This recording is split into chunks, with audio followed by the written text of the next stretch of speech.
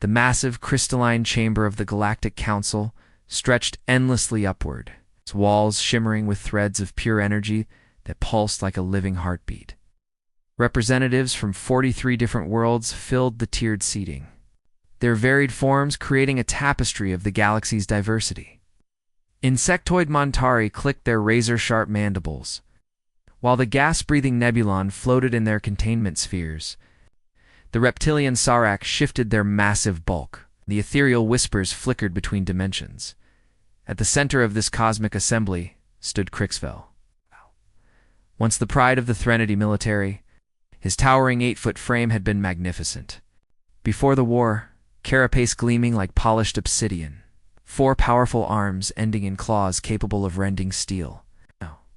Those same arms trembled slightly as phantom pain shot through old wounds. Plasma burns had melted sections of his natural armor into twisted patterns, and his left shoulder bore a scar where human projectile weapons had torn through what was supposed to be impenetrable protection. High Arbiter Velthan, ancient leader of the Council, fixed him with her 6 golden eyes. Her crystalline form caught the chamber's light and scattered it into rainbow patterns across the walls. When she spoke, her voice carried the authority of millennia. Commander Crixvel of the Threnody Empire, you stand before this assembly to provide testimony regarding humanity's military capabilities. The Council requires detailed intelligence before we vote on Earth's membership application. Crixvel's secondary throat sacs inflated, a nervous habit his species displayed under extreme stress. Around the chamber, translation devices hummed. As his words converted into dozens of alien languages, Honored Arbiter, 3 standard cycles have passed since first contact. My people approached the human colony worlds with confidence born from 1,000 successful conquests. We had subjugated the war-loving Kretch, broken the technologically superior Vex Collective, and even brought the hive-minded Swarm Queens to heel. He paused, his compound eyes reflecting the chamber's light like fractured mirrors. Humans appeared to be nothing special. It's carbon-based bipeds with no natural weapons, no exoskeleton, no enhanced senses. Their technology seemed decades behind our own. Intelligence reports suggested they were farmers, miners, simple colonists, spreading slowly. Through their local sector, the holographic projectors activated, filling the chamber's center with images of human settlements on Talax Prime. Unlike other conquered worlds where cities lay in smoking ruins, these showed something different entirely. Human structures had been transformed into elaborate defensive positions. Civilian vehicles had been converted into armored transports. Even children's playgrounds had been turned into camouflaged weapons platforms. We landed on Talax Prime, expecting to process the population for relocation within 48 hours. Crixvel continued, his voice growing distant with memory. Our dropships encountered no organized resistance during approach. Defenses, no military installations, nothing that suggested these humans understood what was coming. A Zentari representative, his blue-scaled form coiling nervously, interjected, "Your forces suffered significant casualties. How do you explain this contradiction?" Crixvel's mandibles clicked rapidly, the Threnody equivalent of bitter laughter. The first human we captured during our initial sweep was working in agricultural fields outside the main settlement. His name was Dongmin, age 47, unmarried, father of 3 children. Our intelligence scanners confirmed he possessed no military training, no combat experience, no enhanced physical modifications. The chamber's atmosphere grew tense as delegates leaned forward in their seats. The whisper's translucent forms flickered more rapidly, betraying their increased interest. Under standard interrogation protocols, most species provide tactical information within the first 10 minutes. The Kretch lasted 8 minutes before revealing their command structure. The Vex surrendered their defense codes in under 5. This human farmer? Crixvel's voice trailed off as he relived the memory. Dongmin looked at our interrogation specialist, smiled with genuine warmth, and said 5 words that should have warned us. "You have no idea what you've started." Our interrogation team found this amusing. Crixvel continued, his secondary arms gesturing helplessly. A primitive threatening the Threnody Empire. We laughed as we prepared enhanced questioning techniques. The farmer never stopped smiling, not even when our neural probes activated. He kept repeating human names: Yujin, Min, Ho, Subin, others. We didn't recognize. We assumed he was calling for help that would never come. The holographic display shifted to show surveillance footage from the Threnody base camp. Peaceful day cycle images suddenly erupted into chaos, explosions blooming. Across the compound, vehicles overturning, soldiers scurrying for cover from an invisible enemy. 72 hours after capturing the farmer, his daughter Yujin led her first strike against our main depot. She was 19 years old, studying agricultural engineering at the local university. No military background, no combat training. Yet she organized 37 other students into what humans call a resistance cell. Crixfel's voice cracked with remembered shock. These teenagers constructed explosive devices from farming equipment, communications jammers from entertainment systems, and tactical equipment from household materials. Their first raid destroyed enough supplies to support our entire forward division for a month. The assembled delegates shifted uncomfortably. The Montares clicking grew more agitated, while several Sarok began the low rumbling that indicated rising alarm.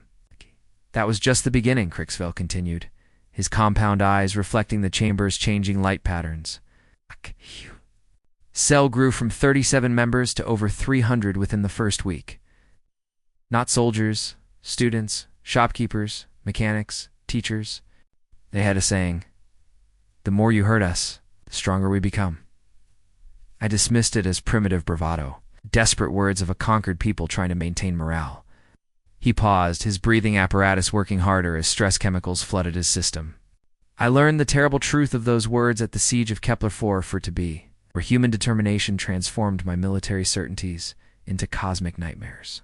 The chamber fell into absolute silence, 43 species holding their collective breath as they realized they were hearing the testimony of a survivor from humanity's first Galactic War. The holographic display flickered to life, showing the once beautiful new Sol colony on Kepler-4 to be.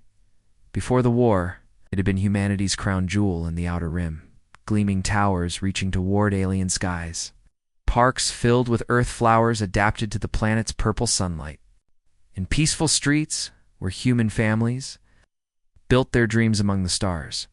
Now it looked like the surface of a dead moon. Crixfel's forearms gestured toward the devastation. Commander Hyenwu was a former Earth Defense Force officer, retired to colonial life after 20 years of service. Intelligence reports showed he ran a small cargo transport business with his wife and 2 sons. When our invasion fleet arrived, we expected him to flee with the other civilians. The display zoomed in on the northern district, where twisted metal and concrete created an alien landscape of destruction. Instead, Hyenwu organized 300 volunteers, shopkeepers, teachers, mechanics, even teenagers who had never held weapons before. Against our 10,000 elite shock troops, they should have lasted maybe 6 hours. Montari delegate clicked her mandibles skeptically. 300 untrained humans against a full Threnody division. What tactical advantage could they possibly possess? Crixfel's compound eyes darkened with remembered horror. They knew the city. Every sewer tunnel, every maintenance shaft, every hidden passage between buildings. More importantly, they understood something we didn't. Humans don't fight like other species. They don't follow the rules of civilized warfare. The holographic view shifted to show the Threnody assault beginning. Massive dropships descended through the atmosphere, their plasma cannons turning entire city blocks into molten slag. Orbital bombardment platforms rained death from space, while ground forces advanced in perfect formation across the ruins. Phase 1 proceeded exactly as planned, Crixfell continued, his voice becoming mechanical as he recited the tactical details. We severed all communication links between human defensive positions. We destroyed their power grid, their water systems, their food distribution networks. We reduced their defensive structures to rubble using concentrated plasma bombardment. Standard siege doctrine calls for enemy surrender within 48 hours once basic infrastructure is eliminated. The chamber fell silent as the display showed the aftermath, a city that looked like it had been chewed up and spat out by some cosmic monster.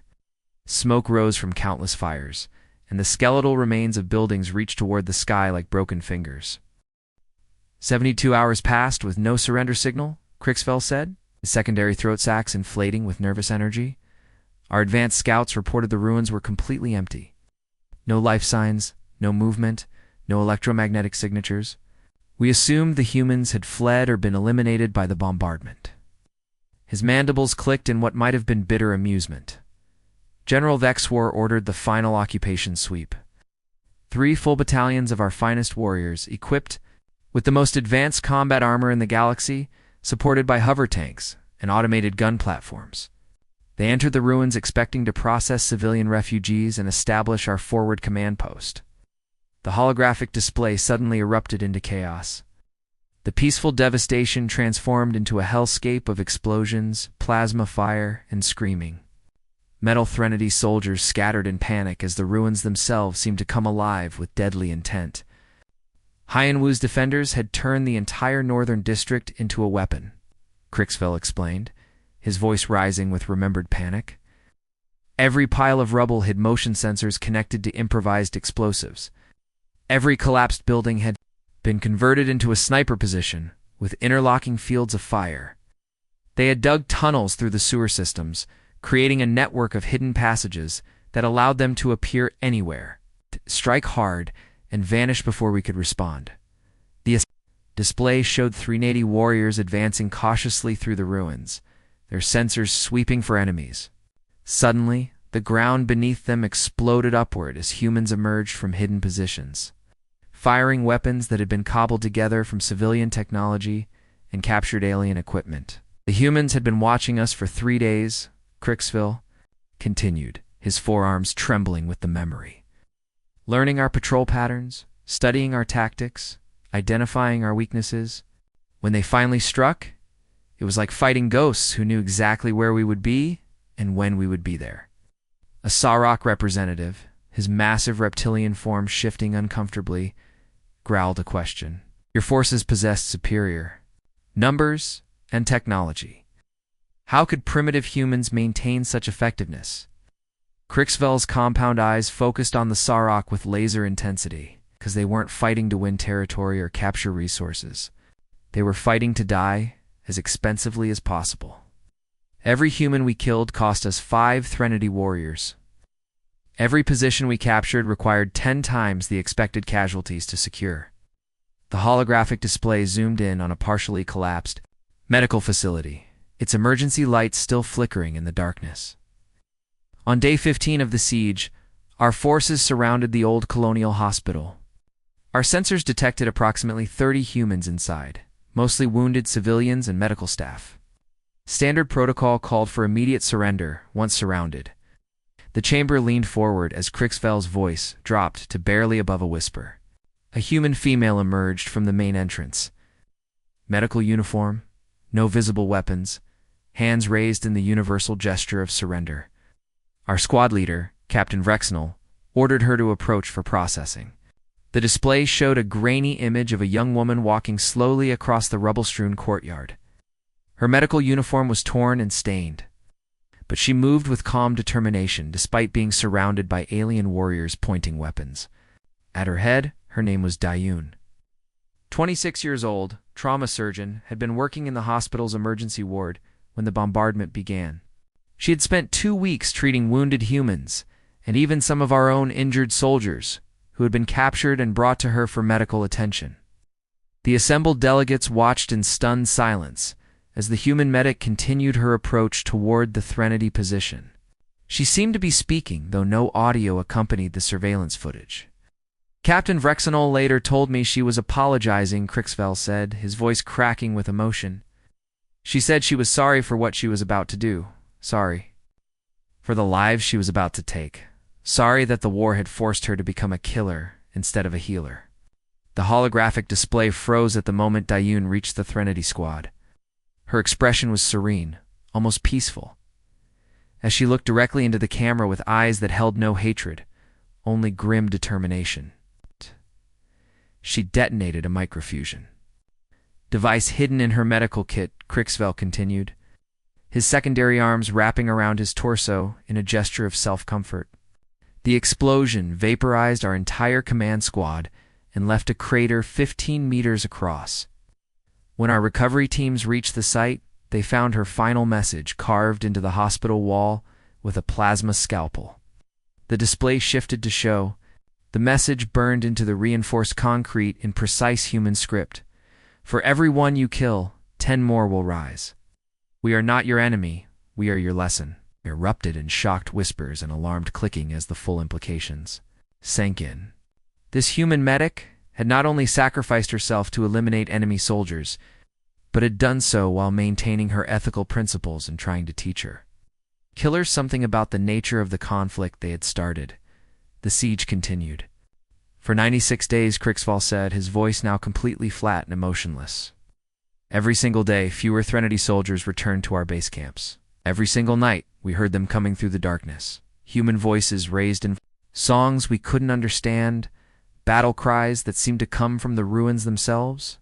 The display showed thermal imaging of the nighttime battles, ghostly figures moving through the devastation like deadly spirits. Human defenders would appear from nowhere, strike with devastating precision, and fade back into the maze of destruction before reinforcements could arrive.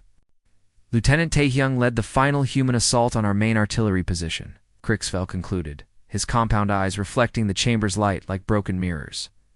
43 humans against our most heavily defended position came at us with nothing but blade weapons and improvised explosives.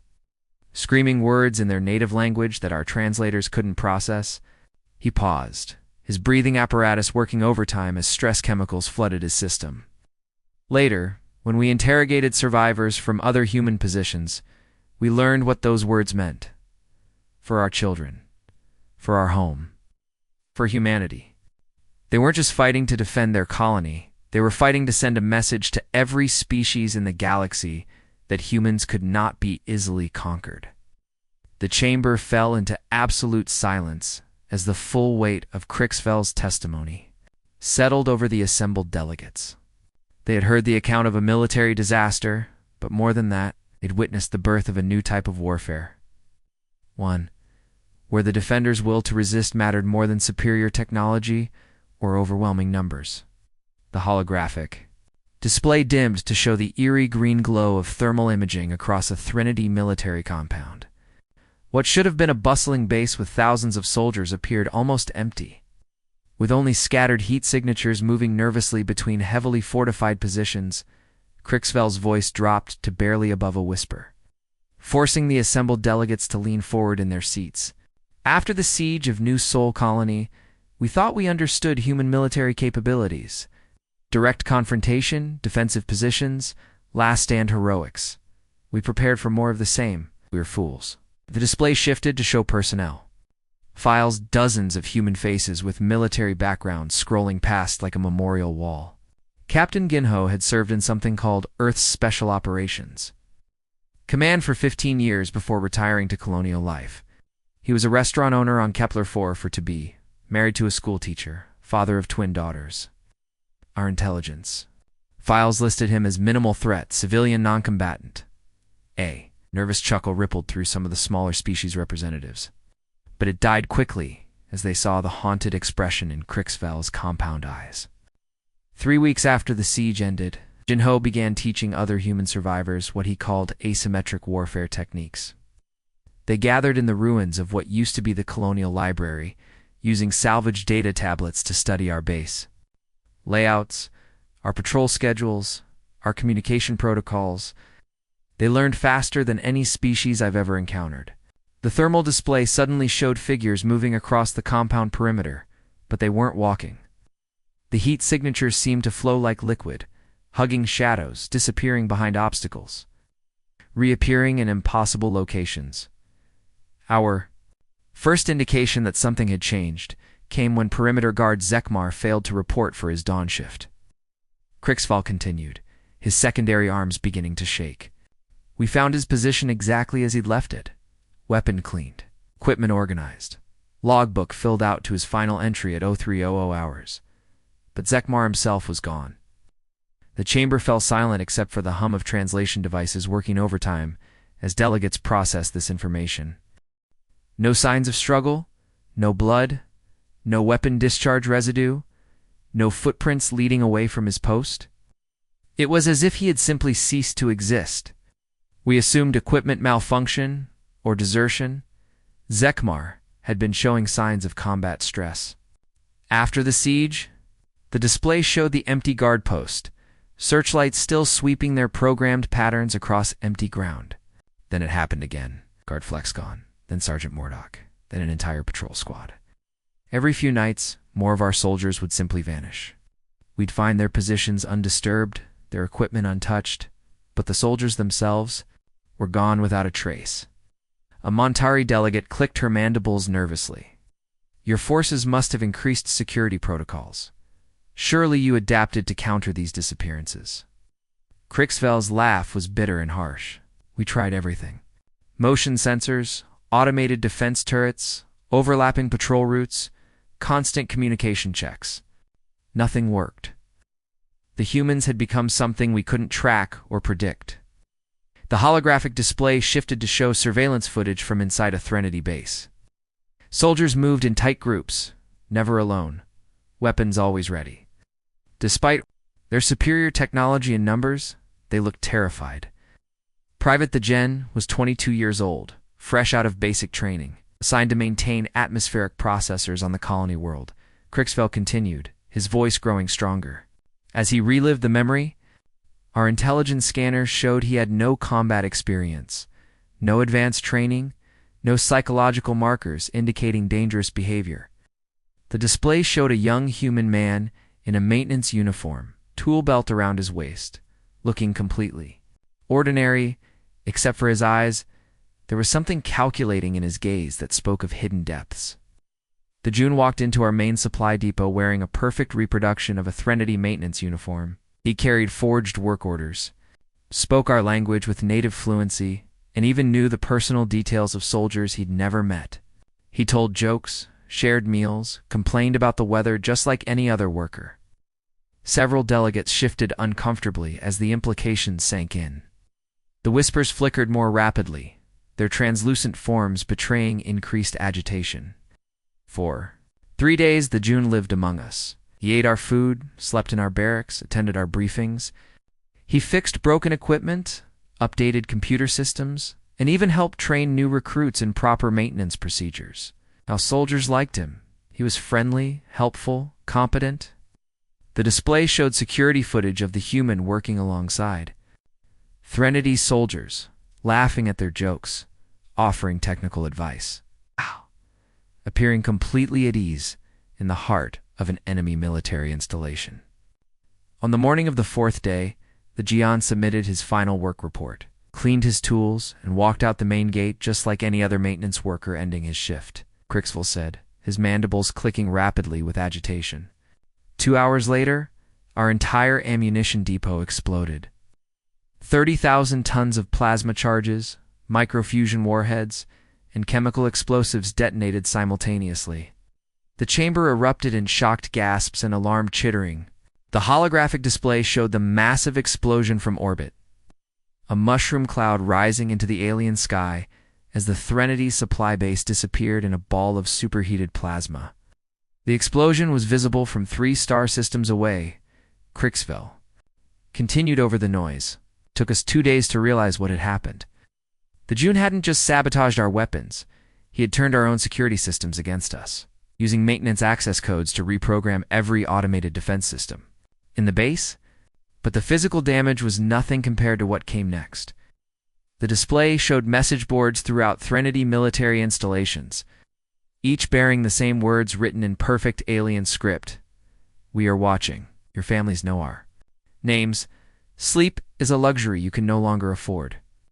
They left these messages everywhere, Crixvel said, his voice barely controlled. In our command centers, our private quarters, even in secured areas that supposedly only high-ranking officers could access. But the messages weren't threats, they were promises. The most unsettling footage showed Threnody soldiers discovering the messages, hardened warriors, veterans of dozens of campaigns, reacting with genuine terror as they realized the implications. If humans could leave messages anywhere, they could leave anything anywhere.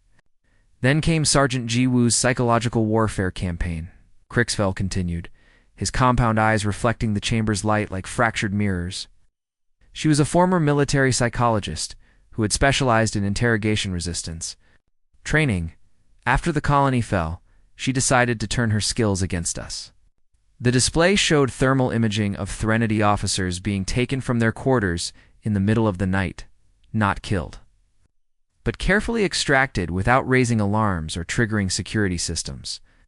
Gu would kidnap our officers one at a time, always choosing targets who held critical information about our operational plans.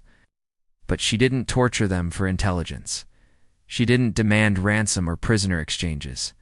She simply talked to them. Several delegates exchanged confused glances. A Zentari representative coiled his serpentine form nervously. Talk to them. About what? Crixfell's breathing apparatus worked harder as stress chemicals flooded his system. We never found out. After exactly 72 hours, the officers would reappear in their quarters, physically unharmed but psychologically destroyed. They would file reports claiming they couldn't remember anything specific about their captivity. But something had changed in their eyes. The display showed the faces of returned officers, hollow expressions, nervous twitches. The look of soldiers who had seen something that broke their understanding of reality. Colonel Vexmar was the first to be taken. He came back 3 days later, submitted his resignation, and requested immediate transfer to the furthest frontier post available. When pressed for details, he would only say that humans understood things about warfare that we couldn't comprehend. One by one, the holographic display showed more officers being returned, each one subsequently requesting transfers, resignations, or early retirement. The pattern was consistent: highly trained military leaders reduced to psychological wrecks by whatever Ji Woo had shown them during their brief captivity. Within a month, half our command structure had fled, Crixfell admitted, his secondary arms wrapping around his torso in a gesture of self-comfort. Not because they were cowards, but because they had seen something that convinced them continued resistance was futile. The chamber had grown cold with dread. Even the usually impassive Velkari were showing signs of distress, their crystalline forms flickering with nervous energy. We began sleeping in shifts, never alone, always armed, Crixfell continued, his voice growing hollow with remembered fear. Motion sensors in every room, automated guard systems, constant communication checks. We turned our own bases into prisons and ourselves into prisoners. The final image showed Threnody soldiers huddled together in common areas, afraid to be alone, afraid to sleep, afraid to trust their own security systems. The mighty Threnody Empire, conquerors of a dozen star systems, reduced to jumping at shadows and fearing the dark. But it didn't matter, Crixfell concluded, his voice dropping. 2 barely audible levels. The humans had become something we couldn't comprehend: predators who hunted the hunters. Shadows that moved through our defenses like they didn't exist. Enemies who understood our weaknesses better than we understood them ourselves. The assembled delegates sat in stunned silence, finally beginning to understand that they weren't just hearing about a military defeat. They were learning about the emergence of a new apex predator in the galaxy, one that looked harmless, possessed capabilities that defied conventional understanding of warfare. The holographic display flickered as it loaded new footage. Several council members immediately turned away or covered their optical sensors. The images showed something that violated every understanding of rational warfare: scenes of carnage that seemed to have no tactical purpose, no strategic objective, only pure destruction. Crixfell's voice became barely a whisper, forcing the entire chamber to strain to hear his words. We thought we understood the psychology of conquest. Break their infrastructure, eliminate their leadership, scatter their population. Every species we'd encountered followed predictable patterns: resistance, negotiation, eventually acceptance. Grief was supposed to make survivors compliant, not dangerous. The display showed personnel files of human civilians, ordinary faces that could have belonged to anyone's neighbors. Teachers, mechanics, artists, parents, people who had lived peaceful lives until the 3-8 invasion shattered their world. Corporal. Subin worked as a kindergarten teacher in Sector 7 before the war. Crixfell continued, his compound eyes reflecting the chamber's light like broken glass. She lived with her elderly parents, her younger brother, who was studying engineering, and her 3-year-old niece, who called her Auntie Binny. They were evacuating to the civilian shelters when our orbital bombardment began. The holographic display shifted to show the devastation of Sector 7, once a thriving residential district. Now, a crater of melted glass and twisted metal. The orbital plasma cannons had been thorough in their destruction. Direct hit on the civilian transport convoy, Crixville said mechanically, reciting the tactical report. No survivors detected. Standard protocol called for area sterilization and resource extraction. We assumed any remaining civilians would flee to other sectors or surrender for processing. But the next image showed something that made even the battle-hardened Threnody warrior flinch. Security footage from 3 days after the bombardment showed a figure walking through the ruins, a human female, covered in dust and debris, moving with purposeful determination through the radioactive wasteland. Subin had been at her school when the attack began. She spent 48 hours digging through the wreckage, looking for survivors. She found pieces of her family's transport vehicle, personal belongings, but no bodies. The plasma bombardment had been too thorough for that. The display showed her collecting items from the ruins, a child's toy, family photos, a piece of jewelry. But she was also gathering something else. Fragments of Threnody, technology, damaged weapons, pieces of their communications equipment. When she finally left Sector 7, she wasn't the same person who had entered it. Crixfell continued, his secondary arms beginning to tremble. Something had broken inside her, but instead of collapsing, she had become something harder than our strongest battle armor. The footage shifted to show thermal imaging of a Threnody patrol base at dawn. The camp was silent, except for the automated systems continuing their programmed functions. But something was wrong. The heat signatures of the guards were no longer moving. 47 soldiers, Crixfell said, his voice cracking. Elite reconnaissance specialists, fully armed and armored, defending a fortified position with overlapping fields of fire and automated defense systems. Subin walked through them like they were training dummies. The display showed the aftermath Threnody weapons scattered across the compound, their owners simply gone. But the weapons weren't randomly discarded. They had been carefully arranged in patterns that spelled out human words for the children. For the innocent, for those who can't fight back. She used our own plasma rifles against us, Crixfell continued, his mandibles clicking with nervous energy. But she didn't just pick them up and start shooting. She understood them. She modified them, improved their targeting systems, increased their power output. She turned our technology into something more deadly than we had ever made it. A Zentari delegate coiled nervously in his seat. How could a civilian understand military technology better than its creators? Crixfell's compound eyes focused on the questioner with laser intensity. Because she wasn't fighting for territory or resources or glory, she was fighting for revenge. And revenge gives humans capabilities that transcend normal limitations. The holographic display showed security footage of Subin's final confrontation. Surrounded by an entire Threnody company in a heavily fortified depot, she stood alone in the center of a warehouse filled with ammunition and supplies. But instead of fear or desperation, her face showed something far more terrifying: joy. When we finally cornered her, she was laughing, Crixfell said, his voice hollow with remembered horror. Not the laughter of madness, but genuine happiness. She had found something she'd been looking for, and she wanted to share it with us. The footage showed Subin holding what appeared to be a standard fusion charge, but the device had been modified. With additional components salvaged from the depot's systems, her lips were moving, but the audio was too damaged to understand. Later, when we analyzed the wreckage, we found her final message carved into the depot wall, Crixfell continued. She had written it in perfect Threnody script. This is what it feels like to lose everything, you know. The explosion that followed lit up the night sky for kilometers around. When it faded, the entire supply depot had been reduced to a crater. Along with Subin and the 43 Threnody soldiers who had surrounded her. But she was not the worst of the broken ones, Crixfell said, his breathing apparatus working. Over time, Engineer Wu Jin had worked on the colony's automated systems, mining robots, construction mechs, agricultural processors. He was a quiet man who loved his wife and twin daughters more than life itself. The display shifted to show family photos, a happy human family at various gatherings. The father always with his arms around his wife and children, smiling with genuine contentment. Chemical weapons, Crixfell said simply. We use them to clear civilian areas quickly and efficiently.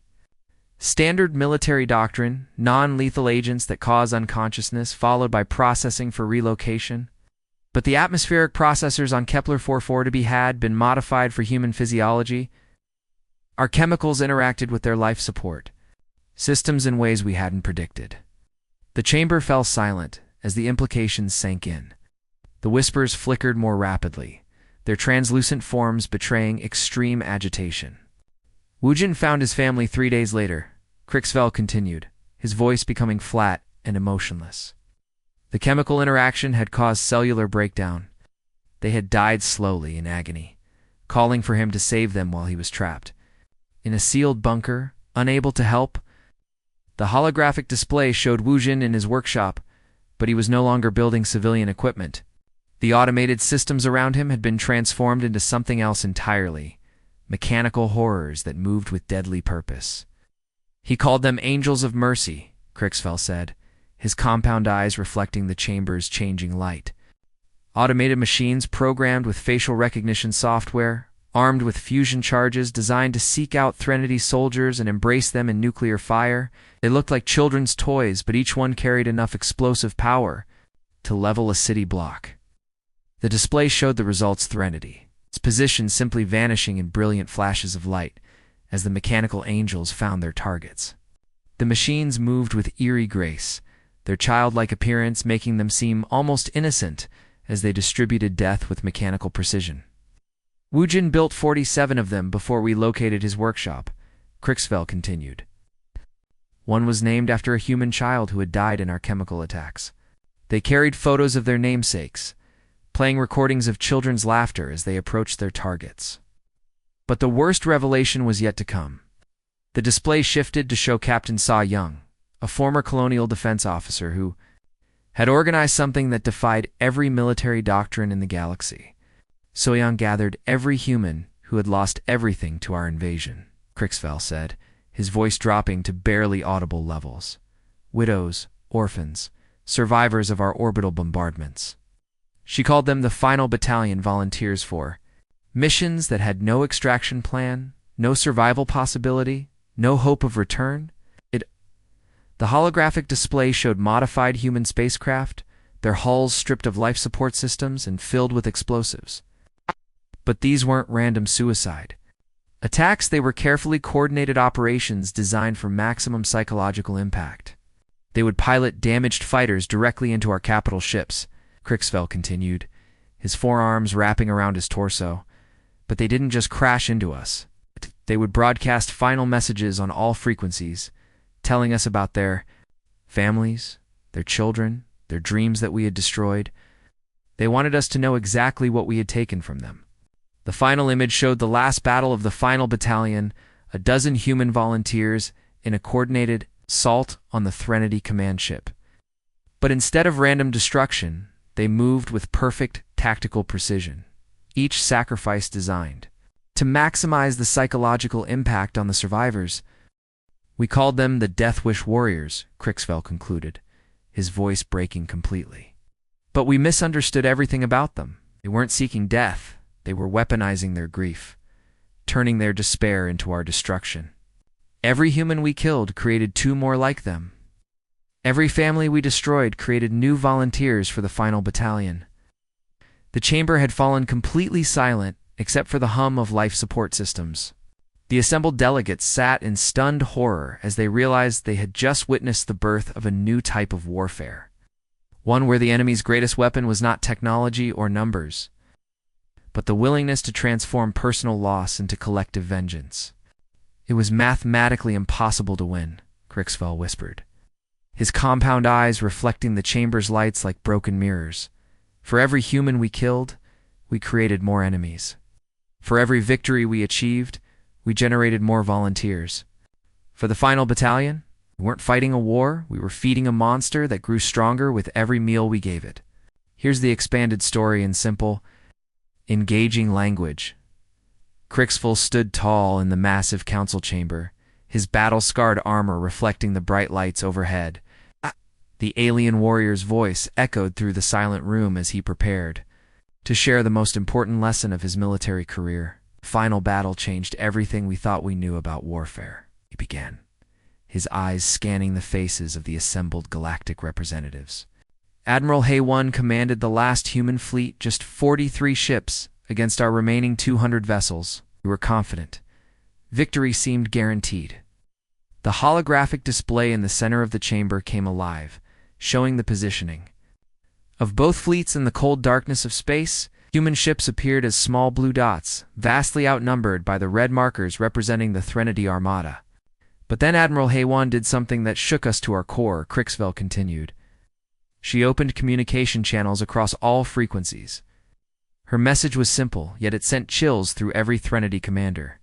Today you learn why humans are not extinct. The alien council members leaned forward in their seats. Even species that had never encountered humans felt the weight of those words. What happened next defied everything we understood about space combat. Crixville's voice grew more intense. The Admiral began sharing real-time tactical data with every human vessel, not orders or commands, complete battlefield awareness. Every pilot could see what every other pilot saw. Every gunner knew exactly where their shots were needed most. Every engineer understood the status of all 43 ships simultaneously. The holographic display shifted, showing the human formation beginning to move. Unlike typical fleet movements, these ships flowed like liquid mercury, each vessel anticipating the other's actions perfectly. They transformed into something we'd never seen before, a single mind controlling 43 bodies. When pilot Minho's fighter took critical damage, he didn't retreat to safety. Instead, he turned his crippled ship into a precision-guided weapon, taking out our communications array with surgical accuracy. Murmurs rippled through the chamber. Several council members exchanged worried glances. Commander Yuna's heavy cruiser lost all weapon systems early in the battle, Crixville continued. In any normal engagement, she would have withdrawn. But humans don't think like us. She calculated the exact angle and velocity needed, then rammed her ship directly into our flagship. The impact was devastating, but that wasn't the terrifying part. He paused, letting the tension build. The terrifying part was what happened next. As each human ship was destroyed, they transmitted everything they'd learned back to the surviving vessels. Combat data, weapon frequencies, shield harmonics, tactical observations, all of it shared instantly with their remaining fleet. Display showed the battle's progression. Despite losing ships, the human formation became more effective with each passing minute. By the time we reached the battle's midpoint, the surviving human vessels were using our own plasma weapons more efficiently than our trained gunners. They'd analyzed our energy signatures, decoded our shield frequencies, and even began copying our formation tactics, then improving them in real time. The chamber fell completely silent except for the soft hum of the holographic projectors. Captain. Kyungsuk's destroyer was the turning point. Crixville's voice carried a note of grudging admiration. She observed one of our pilots execute a complex flanking maneuver just once. Within minutes, she'd not only replicated the technique, but enhanced it with human innovations we'd never considered. Her modified version disabled our command vessel and left our entire fleet coordination in chaos. The display showed the Threnody formation beginning to crumble as human ships exploited every weakness with ruthless efficiency. The retreat wasn't ordered because they destroyed us militarily, Crixville admitted, his voice heavy with the weight of memory. We still had superior numbers and firepower. We retreated because we'd witnessed something that shook our understanding of warfare itself. He turned to face the High Arbiter directly. Humans don't just fight wars, they evolve through them. Every battle teaches them something new. Every loss makes their survivors stronger. Every defeat becomes preparation for their next victory. They're not just warriors, they're learning machines that happen to be excellent at combat. The implications hit the Council like a shockwave. Species that had dominated their regions of space for millennia suddenly felt very small. You brought me here to share human war stories so you could prepare for potential conflicts, a Crixful said, his tone becoming deadly serious. But you're missing the fundamental truth about what you're facing. He gestured toward the peaceful image of Earth rotating slowly in the display. There is no preparing for humans at war. No strategy accounts for their adaptability. No weapon can break their determination. No tactic predicts their evolution. The Threnody Empire once controlled 12 sectors of space. Hello. Now we patrol the outer rim, grateful they showed us mercy. The chamber held its collective breath as Crixvel delivered his final warning. Earth's application for council membership sits on your desk. High Arbiter. I strongly suggest you approve it quickly. Right now, they're asking politely to join your community. You really don't want to find out what happens if they stop asking nicely. The truth hung in the air like a sword over every head in the chamber.